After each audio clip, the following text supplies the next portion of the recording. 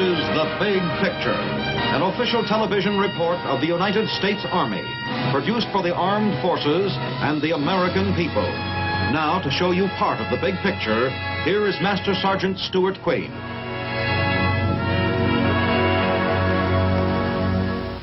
When an Army general retires, more often than not, he is invited to take on towering responsibilities in civilian life. Positions where he can bring to bear his talents and training, along with the benefits of mature experience. Many a famous former wearer of the star has moved over to important jobs in the field of public welfare, in education, in business and commerce, and in government service, accenting the respect Americans have not only for these men, but for the character, education, and training the rank of general stands for. From Washington's time to the present day of missiles and atomic warheads, for leadership in maintaining our liberty and security from foreign oppression, we have looked to the generals. What makes these men tick? The generals. What sort of training do they have? What sort of background fits them for their ultimate missions? Or to put it another way, what makes a general?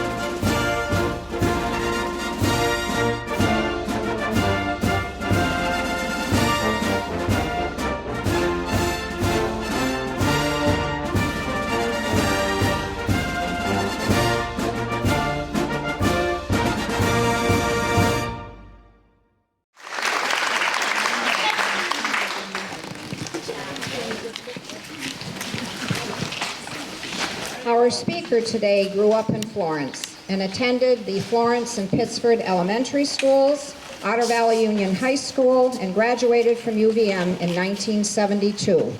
He began his military career the following year, and after serving on active duty with the 9th Infantry Division until 1977, he joined the Vermont National Guard and became a member of the Active Guard and Reserve program. He retired as a colonel in 2001. 5 years later, he returned to military service as Deputy Adjutant General with a state commission as a Brigadier General. In 2009, he was voluntarily recalled to active duty, and the following year deployed to Afghanistan for Operation Enduring Freedom as Deputy Commander of the 86th Infantry Brigade Combat Team. When Vermont's Adjutant General Michael Doobie resigned in 2012 to assume new duties, our speaker succeeded him and served out the remainder of Doobie's term.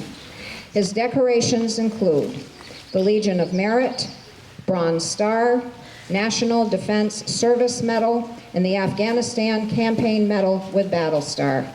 He and his wife Joan have raised 3 sons and are enjoying their retirement on Fern Lake in Leicester, Vermont.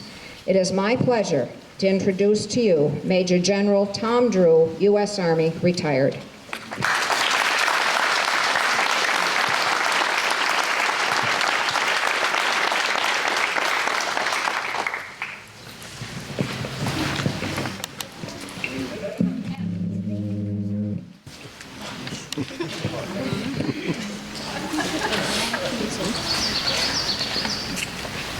I don't know how they do it, but it's almost impossible to talk and hold the microphone. I don't have that kind of coordination, so bear with me. I do have to place my notes on a stand. And I wouldn't be much of an Army officer if I couldn't talk to you in the back ranks. So hopefully you can hear me back there.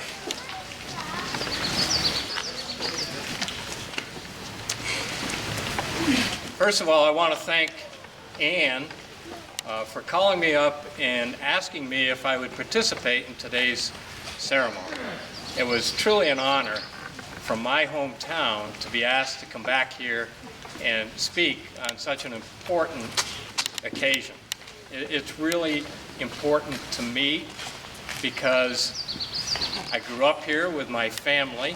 My sister Kathy is here, my wife Joan is here, my cousin Janice, my cousin Marie are here. We have deep roots in this area. And up on the hill here at Evergreen Cemetery are the past members of my family, the McCulloughs, the Perrows, and the Drews. And I'm very proud of them. And there's some other ones that won't admit that they're related to me that are up there. That's okay. A lot of that cemetery is populated with family and friends. And a lot of you out here are friends that I recognize and have been talking to. It's important that you have roots in communities like you have. It's just amazing to me that we, as a nation, whose bedrock is the individual, with our liberties and our community, with our democracy, has tended to drift away. We're more urbanized, we're more socialized, and we're not spending as much time with each other, helping each other, or enjoying the time with each other. But it's still here. It's still here. And it's really well exampled by this type of a ceremony. It brings you out as a community, and you're recognizing something that often is not given the importance that it should have. Memorial Day. What's Memorial Day? Memorial Day is about recognizing the sacrifice of our uniformed members who died in war. There have been 75 conflicts and wars that the United States has participated in since 1775. 75. In every one of those 75, we have lost uniformed service members. They have died.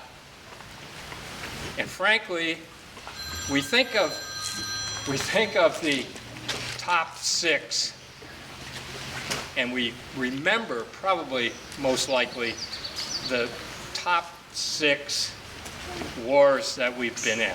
I don't know if top is the right word, but you know, we think of the Civil War, World War II, World War I, Vietnam, the Korean War. We think of those wars. There are so many other conflicts that have gone on, but those wars we think of in part because of the magnitude of the war, the importance of the war to us, through history or through experience, and loss. Which war have we lost the most Americans in? Have been most American casualties? Civil War? Civil War. Now see, a lot of people wouldn't know that the Civil War, good job, was the greatest loss of Americans. But when you think about it, you got Confederates and Union, and they're both Americans. So those losses totaled over 600,000 during that 4-year period. And then you have World War II as the next greatest loss of around 400,000+ service members. Civil War. That's the time frame when we started truly recognizing the loss and suffering that occurred during a war in defense of our freedoms. First time, Decoration Day. Decoration was strewing flowers on graves of those that were lost in the war, did not come back, Union and Confederate. Started with Confederate wives, moved to the North, and it has been adopted as a very important event for America, particularly at this location, at community. It's where we remind our youth and remember ourselves, the lost ones, those folks that went to war, voluntarily went to war, and died for us. It's so important that these ceremonies continue, because otherwise, how are we going to remind each other of what it takes to make and keep a great nation? I can tell you, and I'm going to use the word soldier because I am a soldier, but that includes all other armed services. You know, soldiers don't make war. They fight. They fight those people that attack us, But somebody decides, our elected leadership decides that we're going to war, and we're called upon to go to war and fight. And during that fight, we have casualties, wounded and killed. And what we count on as soldiers is that the right decisions were made, that we are doing our job in defense of the ideals of this country, and that they will be sustained through our effort.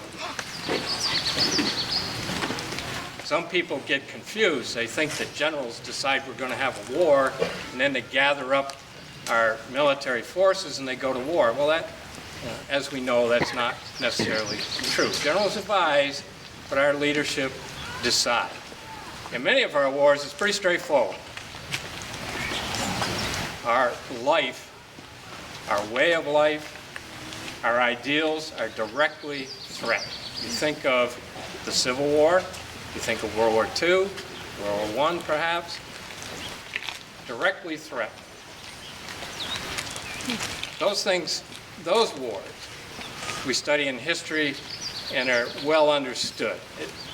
It's a little bit more difficult as we go into a more modern world, a more global world, to understand why there are American forces other than our shores. Why are they out there? What are they doing? What benefit is it to us? And frankly, it gets, and here I have to do a disclaimer. I'm not speaking for the Department of Defense. I'm retired. I'm speaking from my own experience and my own beliefs.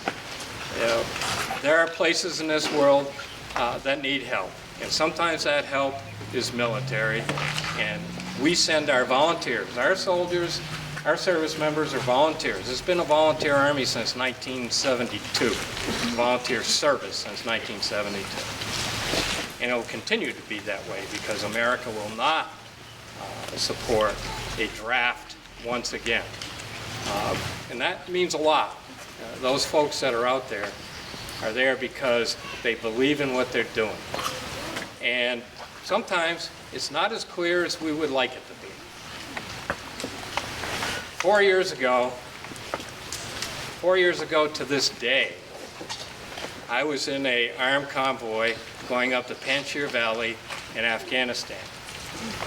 And the reason I was going up there, we went from the big gun trucks to the smaller vehicles to on foot. The reason I was going up there is because those people needed a women's clinic. There's a distinct separation between women and men in the Muslim culture. Afghanistan recognized that. They're very conservative. It's their way of life. We built the women's clinic for them up in Panjshir province, and I went up there as a guest to dedicate that building.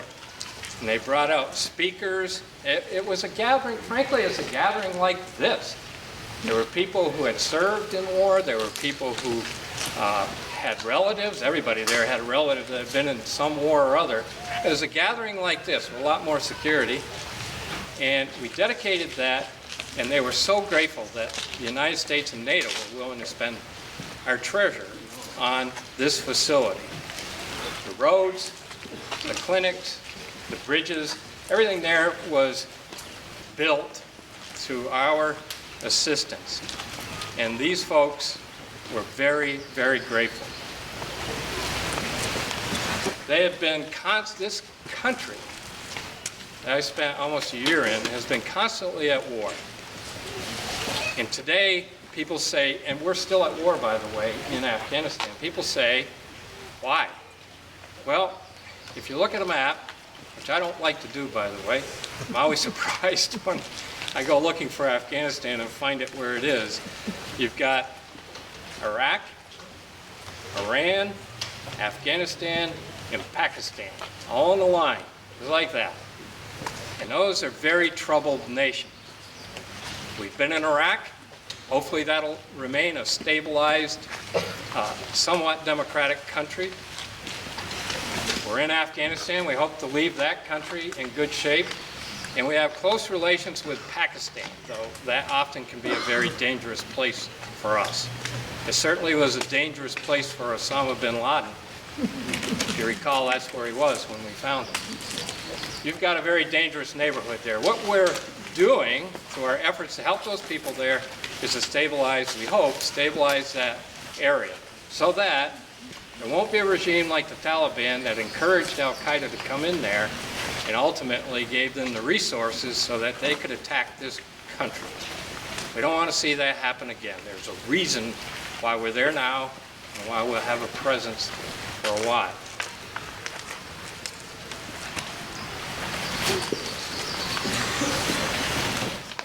A couple of weeks after I came back from the Valley of Panjshir, we had a patrol from A Company, from Bradford, National Guard, going through a village at night, and there was an IED that went off underneath one of our vehicles, and it killed Ryan Grady.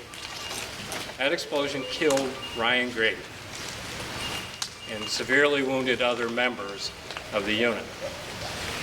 What was remarkable at that time was there were people in huts next to this road that came out at night due to the explosion. They popped their heads up over the wall. Everything's walled in Afghanistan. They popped their heads up over that wall, and not a single shot was fired at those people. Our soldiers were scared. They knew they had just lost a vehicle, but they did not attack those villagers. It's to their great credit and the credit of the training that they received that people who were not necessarily involved in that terrible situation were protected by our folks. Ryan Grady was the first of many that passed away in Afghanistan. I would like to think, and I'll continue to believe to my dying day, that what they did was help preserve what's most important to us here in this country: freedom, opportunity, love of country. And I'd like to think that we shared that with the Afghans and hope that they're able to develop their country similar to what we did. South Korea could do it, Japan could do it, Germany could do it. These countries can come out from underneath the terrible circumstances that they're in today. So, we don't have these freedoms here, and we don't have some of those freedoms overseas if it wasn't for the service of our great American servicemen and women, and certainly without the loss of life. It's that loss of life that means so much to us. It's so precious that it should remind us every day of how important our freedoms and security are. And I hope that more than once a year that we all think about the loved ones that we know or people that we know that gave up their lives and how important it is. This is a great country. We complain. We're all complainers. I'm from Vermont. I complain. I like to complain about my politicians and right from the bottom up, you know. But in the end, we elect them. They do the best they can. We have more freedoms than any country in the world, and I've been in most of them. Any country in the world, we have more freedoms, more opportunity, and it will remain. Thanks to you guys and gals. Thanks for being here. I think it's important to remember all of this. And thank you for the opportunity. God bless those that gave up their lives and those that are still fighting. Thank you very much.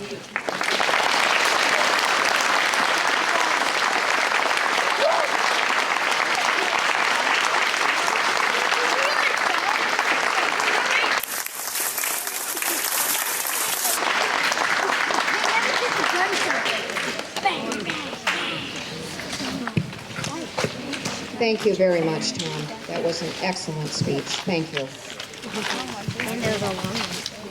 We will conclude our ceremony with the rifle salute from the Brandon American Legion Rifle Squad, followed by taps, and then Burt Reynolds from the Brandon American Legion, he's the chaplain there, will perform the benediction, and that will conclude our ceremony.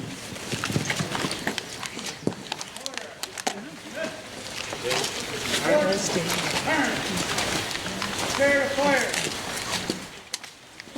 Ready, G, fire.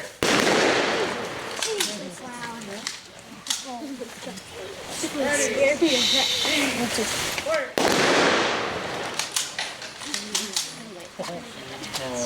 Ready, G, fire.